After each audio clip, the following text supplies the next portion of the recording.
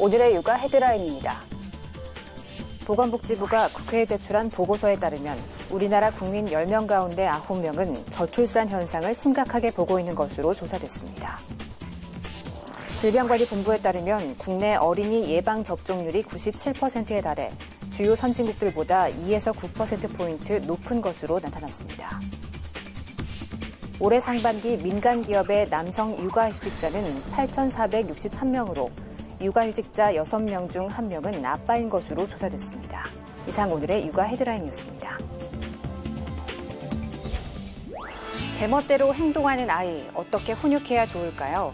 부모가 화를 내고 무작정 벌을 주는 것은 아이의 마음에 반발심만 심어줄 수 있습니다. 아이가 왜 잘못된 행동을 하는지에 대해 충분히 대화를 나누는 게 중요하다는 사실 기억하시기 바랍니다. 육아 포커스 첫 소식부터 함께 하시죠. 우리나라 국민 10명 가운데 9명은 저출산 현상을 심각하게 보고 있는 것으로 조사됐습니다. 보건복지부가 국회에 제출한 보고서를 보면 성인 2,000명 가운데 약 87%가 우리나라 저출산 현상에 대해 심각하다고 답했습니다. 저출산이 우리 사회에 영향을 미칠 것이라는 응답도 약 95%에 달했습니다. 하지만 출산 휴가를 낼 때 직장에서 눈치가 보인다와 육아휴직을 낼 때 눈치가 보인다는 응답은 각각 76%와 72%로 높게 나타나 출산과 육아를 배려하는 직장 사회 분위기가 아직 무르익지 않은 것으로 나타났습니다. 국내 어린이 예방접종률이 97%에 달해 주요 선진국들보다 2에서 9%포인트 높은 것으로 나타났습니다. 질병관리본부에 따르면 2014년에서 2016년에 태어난 전국 129만 명 어린이 전원의 예방접종 기록을 분석한 결과 주요 5종 백신의 평균 예방접종률은 96.9%에 달했습니다. 국가별 동일 연령을 기준으로 비교했을 때 미국은 87.8%, 영국 94%, 호주 95.1%로 이들 국가를 모두 웃돌았습니다. 무료 접종 기관이 확대되고 보호자에게 접종 정보를 개별적으로 안내하는 등 보건당국의 지원과 더불어 국민들이 적극적으로 참여했기 때문으로 풀이됩니다. 육아휴직자 6명 중 1명은 아빠인 것으로 조사됐습니다. 아빠 육아휴직자는 올해 16,000명을 돌파할 것으로 예상돼 맞돌봄에 대한 사회적 분위기도 더욱 자리 잡게 될 전망입니다. 올해 상반기 민간 기업의 남성 육아휴직자는 8,463명으로 전체 육아휴직자의 16.9%를 차지했습니다. 육아휴직자 6명 중 1명은 아빠라는 이야기인데 이런 추세라면 올해 육아휴직을 신청하는 아빠는 16,000명을 넘을 것으로 예상됩니다. 한 자녀에 대해 부모가 번갈아 육아휴직을 사용하는 경우도 눈에 띄게 늘었습니다. 두 번째 휴직자에게 3개월간 통상임금 100%를 제공한 덕분인데 전년 동기 대비 50% 증가했습니다. 기업 규모별로 보면 300인 이상 기업의 남성 육아휴직자가 60% 가까이 차지해서 상대적으로 대기업에서 육아휴직을 더 많이 쓰는 것으로 나타났습니다. 남성 육아휴직자가 늘어난 데는 공동 육아에 대한 사회 분위기가 조성되고 육아휴직 급여가 늘어난 데 따른 것이라는 평가입니다. 2017년 첫 3개월 육아휴직 급여가 통상임금의 40%에서 80%로 인상된 데 이어 내년부터는 첫 3개월 이후 9개월의 휴직 동안 통상임금의 절반, 최대 120만 원이 지급됩니다. 공동 육아에 대한 가치관이 많이 변한 것을 줄 수 있을 것 같아요. 민원 같은 걸 받아도 이제 남성분들이 육아휴직에 대해서 이렇게 전화를 하고 문의를 하시는 경우도 많고 배우자 출산 휴가도 내년부터는 현행 3일에서 10일로 확대돼서 남성 육아휴직은 더욱 빠르게 확산될 것으로 전망됩니다. 경기도 용인 시민체육공원 주경기장에 설치된 간이 물놀이장입니다.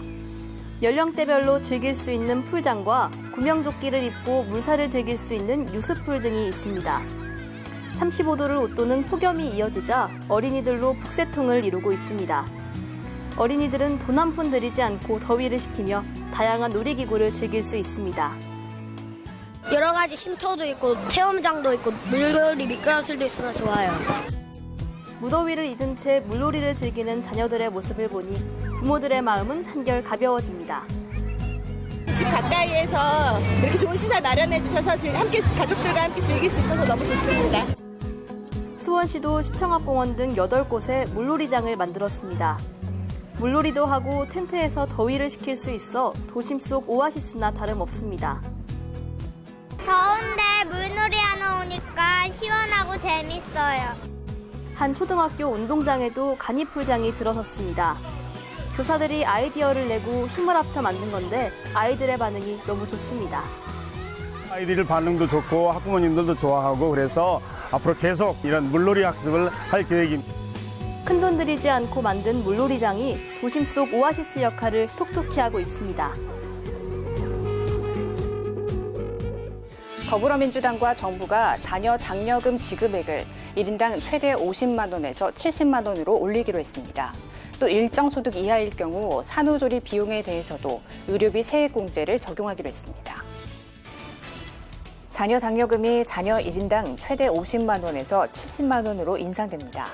당정은 올해 세법 개정 방향을 논의하기 위해 당정협의 회의를 열고 이 같은 내용에 합의했습니다. 자녀 장려금 지급 대상은 부부 합산 연소득 4천만 원 이하에서 생계급여 수급자까지로 확대됩니다. 세법 개정안에는 일정 소득 이하일 경우 산후조리 비용에 대해 의료비 세액공제를 적용하는 방안도 담겼습니다. 정부 여당은 또한 저소득층에 대한 자녀 장려금을 확대하는 등 취약 계층의 실질적 소득을 늘려주는 다양한 세금 지원 방안도 마련할 것입니다. 일자리 창출과 혁신 성장을 위한 조세제도 개편안도 마련됐습니다.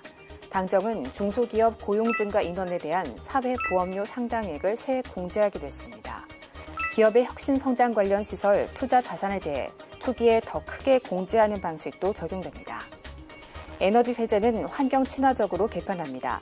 당정은 발전용 유연탄에 대한 제세 부담을 인상하고 LNG에 대한 제세 부담금은 대폭 인하하기로 했습니다. 정부는 이번 세법 개정으로 5년간 2조 5천억 원의 세수 감소를 예상했습니다. 양호한 세수 여건을 감안하면 재정 운영 측면에서 큰 부담은 되지 않을 것으로 저는 예측을 하고 있다는 말씀을 드립니다. 최저임금 인상에 따른 영세 자영업자 경영 부담 완화 방안에 대해 정부는 다양한 지원 방안을 검토하고 있다고 밝혔습니다.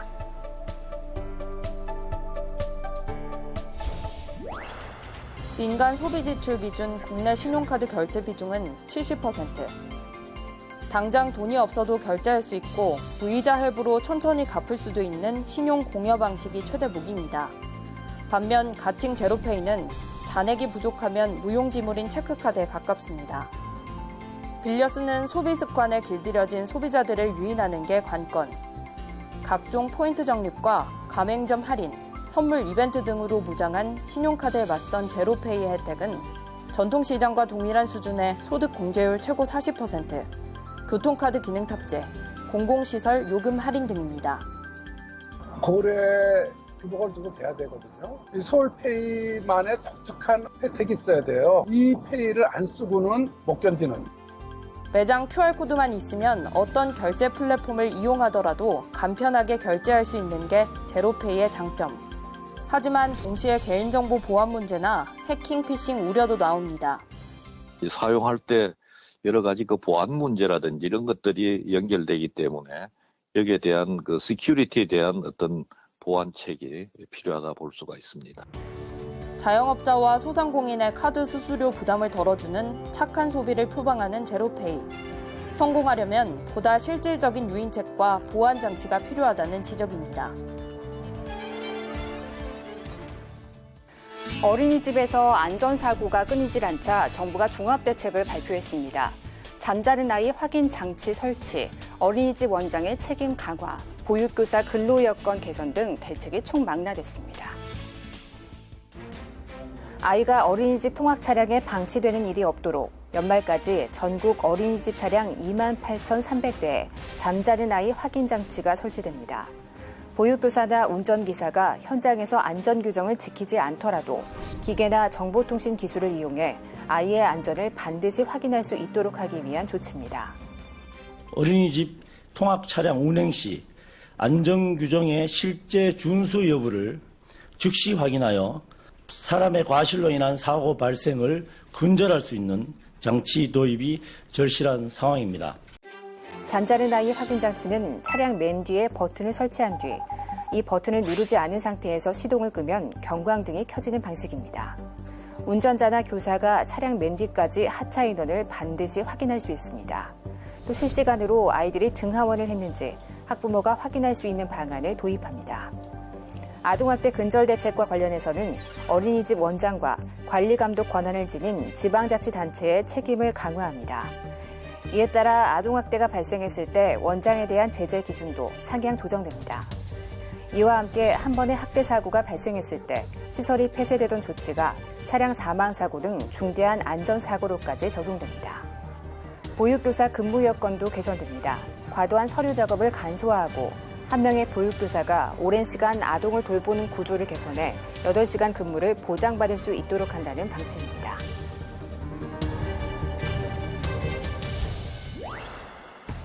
노인 구인구직이 이루어지는 포털 사이트. 성실히 일하겠다거나 최선을 다하겠다며 일자리를 구하려는 60, 70대 노인들의 글이 이어집니다. 작년에 비해서 한 10%에서 20%까지 노인들 취업하는 노인분들이 늘어나고 있는 것 같아요. 생활비를 벌기 위해 일하려는 노인들이 계속 늘고 있는 것으로 나타났습니다.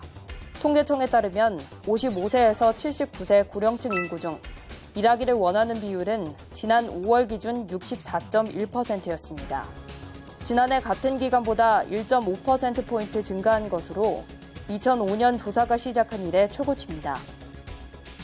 일하기를 원하는 이유로는 생활비의 보탬이 59%로 가장 많았습니다. 공적연금이나 개인연금을 한 푼도 받지 못하는 노인은 절반이 넘는 54.4%에 달했습니다. 연금을 받더라도 월 평균 수령액이 57만 원 수준이었고 연금 수령자 70%는 월 50만 원 미만을 받았습니다. 연금만으로는 먹고 살기 어려운 것이 노인들을 일터로 향하게 하고 있는 겁니다. 이들의 희망 임금 수준은 150에서 200만 원 미만 구간이 24.4%로 가장 많았습니다. 노인들이 꼽은 계속해서 일해도 될 만한 연령의 상한선은 평균 72세로 나타났습니다. 연령이 높아 종일제는 힘든 만큼 시간제 형태의 일자리라도 구하려는 경향을 보였습니다.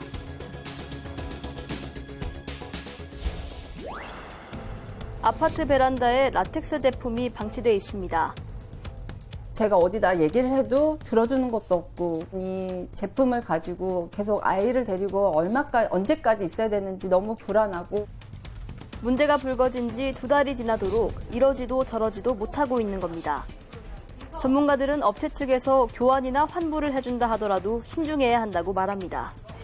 사용했던 이력을 확인할 방법이 이제 없게 돼서 지금까지 노출된 위험 수준이 어느 정도였는지 정확히 평가할 수 없는 그런 그러니까 근거가 없어지는 일이.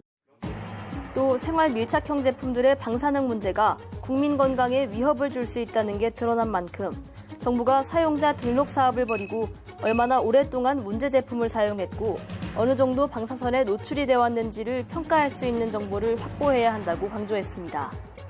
전문가들은 여기서 더 나아가 건강보험 자료, 암 등록 자료 등을 통해 장기적인 추적 관찰이 필요하다고 주장했습니다. 정말 애기랑 신랑이랑 자고서 새벽에 잠도 못 들고 그 죄책감이 너무 정부를 탓하는 것도 아니고 정부가 나서줘야지만 이런 나쁜 제품들은 더 이상 안 만들지 않을까라는. 교회 여름 수련회를 위해 숙소를 예약한 39살 오모 씨는 예약일로부터 17일 전 갑작스러운 사정으로 예약을 취소했습니다. 숙박업체의 약관에선 10일 전후로만 취소하면 계약금을 돌려받을 수 있다고 나왔지만 오 씨에겐 황당한 답이 돌아왔습니다. 제가 조금 위약금을 떼더라도 그래도 환불을 해줬으면 좋겠다라고 했는데 안 된다. 자기는 절대 환불해줄 수 없고 억울하고 뭔가 사실은 되게 화도 나면서 어떻게 할 수 없는. 업체가 관행상 돈을 돌려줄 수 없다고 하자 오 씨는 한국소비자원에 피해 구제를 신청했습니다. 이 같은 휴가철 레저업종 관련 피해 구제 신청 사례는 매년 꾸준히 늘고 있습니다. 업체들이 마음대로 환불을 거부하거나 여행 상품의 일정을 바꾸는 등의 계약 불이행 유형이 대부분을 차지했습니다. 유관기관에선 예약하기에 앞서 업체들의 환불 보상 기준을 꼼꼼하게 살펴볼 것을 권장하고 있습니다. 피해 발생 시 보상을 받기 위해서는 결제할 때 받는 계약서나 영수증을 반드시 남겨둬야 합니다. 예약을 취소할 경우 취소 의사 전달 시점에 대한 증빙 자료를 확보하지 못하면 적정 금액의 환급을 요구하기 어려울 수 있습니다. 또 상품 이용 중 몸이나 재산에 피해를 입었다면 사진이나 동영상의 자료도 꼭 남겨둘 것을 당부했습니다. 여자는 애 낳는 기계다. 너는 다 뜯어 고쳐야겠다 등 일부 교사들이 말해온 여성차별성 발언들이 적혀 있습니다. 다리 벌리지 마라 등 입에 담기도 낯뜨거운 단어들도 눈에 띕니다. 학생들은 여성차별에 따른 모욕감과 성적 수치심을 몇 년간 느껴왔다고 주장하며 더 이상 참지 않겠다고 밝혔습니다. 서울 용화여고 문영여중 등 본물 터지듯 나왔던 학교 내 성희롱 폭로, 이른바 스쿨미투. 잠시 잠잠했던 학생들의 목소리가 다시 커지기 시작했습니다. 그러나 학생들은 자신들의 피해를 공론화하는 게 쉽지 않았다고 말합니다.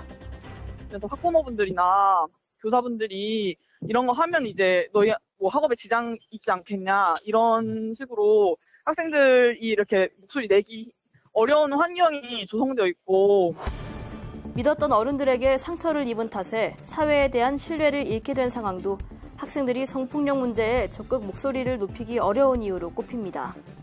심각성을 인식하지 못하고 못 들은 걸로 하는 이런 그 태도를 보였을 때 피해 학생들이 정말 누구에게 이 이야기를 할 수 있을까? 교내 성희롱이 폭로될 때마다 해당 교사들은 그런 의도가 아니었다거나 기억이 나지 않는다며 모르쇠로 일관하는 상황. 가해자는 없이 피해자만 쏟아지며 교육 현장은 멍들어가고 있습니다.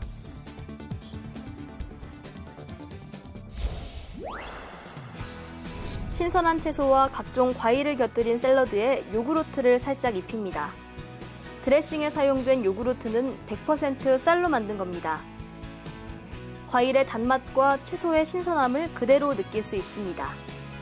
우유 소화에 어려움이 있거나 채식을 선호하는 소비자에게 딱 맞습니다. 시중에 나와 있는 요거트는 단맛이 강한데 이 쌀로 만든 요거트는 단맛이 적으면서 의외로 거칠지 않고 부드러워서 식감이 괜찮습니다. 쌀로 만든 요구르트는 물에 쌀가루와 쌀눈을 혼합한 뒤 전통 된장에서 분리한 토종 식물성 유산균을 넣어 발효시킵니다.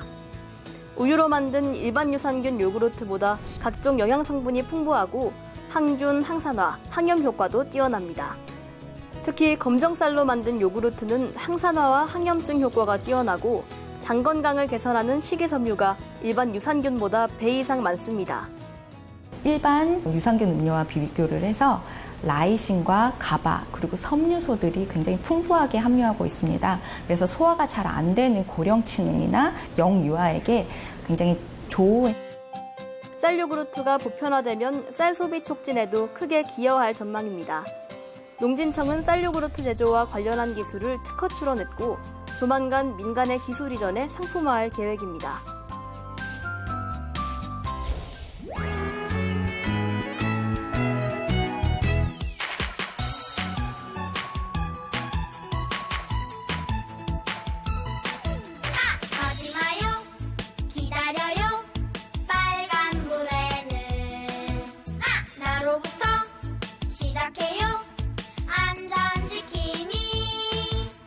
다시 한번 살펴봐요.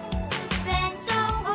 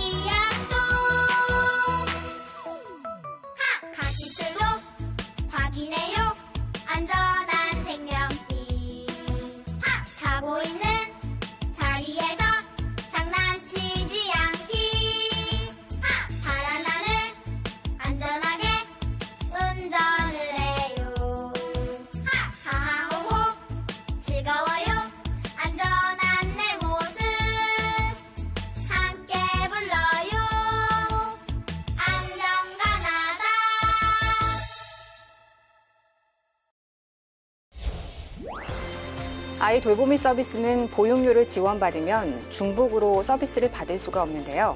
여름방학처럼 보육시설이 휴원을 하게 되면 아이 돌보미 서비스를 받을 수 있습니다. 시설 미운영 확인서를 받아서 제출하시고 정부 지원 서비스를 활용해 보시기 바랍니다. 육아포커스 마칩니다. 시청해주신 여러분 고맙습니다.